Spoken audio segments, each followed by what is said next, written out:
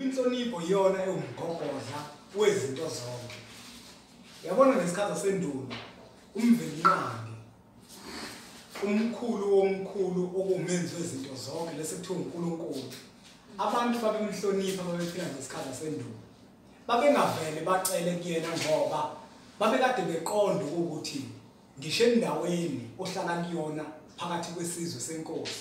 Mawufisa ukukhuluma nenkosi awuvela uzihambele wena. Kodwa ucela enduneni yayo inkosi uxhumane nayo utshele yona ukuthi yini oyifunayo enkosini.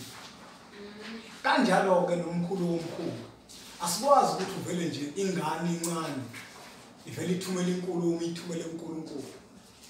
Ihamba ngethongo.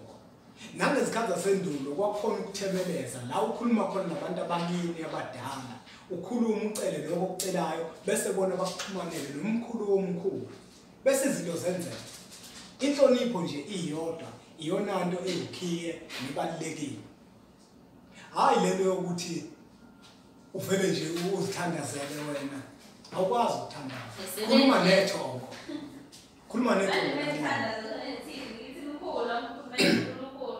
Yabona ke lapho ke mawuthemeleza ukuthandaza vele kuyinto entsha eyafika nenkolo. Ukuthemeleza ubiza amathongo akini uthakazele unyakazisa amathambo alele phansi kothula umhlaba. Unyakazisa abantu ekuyibona bakwazi kakhulu nekuyibona bakudalayo. Bekudala kanjani na? Ngokuvunyelwa umkhulu womkhulu. Umkhulu womkhulu udale abazali bakho ukuthi bakwazi ukudala wena. uNkulunkulu wokuqala womuntu umzala omzalayo. Yingakho kubalekile ukuthi noma ucele kubona lawo bangasekho ngoba ibona sebekeduze nomdala njengabona sebekwela amathongo. Manje wazingani ukuthi baseduze nomdala ngoba labantu uzokucela kubona kanti bakudele kwayibona basangene nje labe khona bazi ukuthi kufanele benze njani.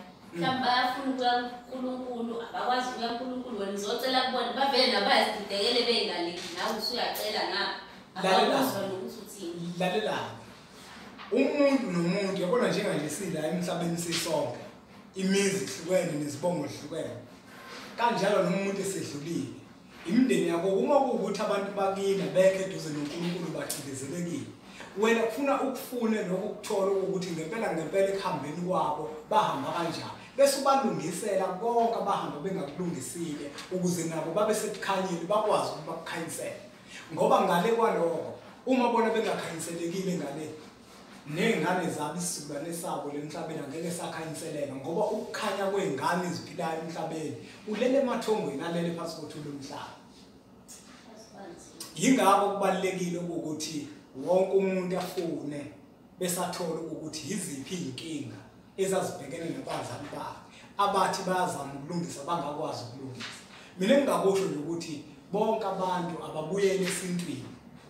Bonke abantu abazama ukuthi izinkulumo zesintu bazikhulume kube izona izinto esishumayela ngazo ngoba izona ezisibambile thina njengalabantu abampisho ukuthi impilo zethu zingakwazi ukuthi ziye phambili ngoba amacala asemazini yakithi emzini yobaba bethu ahleli asilindile ayabuya azosicindezela thina siyingane uthola ukuthi manje asesifundile kodwa manje izinto aziyi phambili inqubekela phambili ayikho sibanjwe yiwona amacala okhokho bethu nomkhulu bethu ilapho nje la ikhona.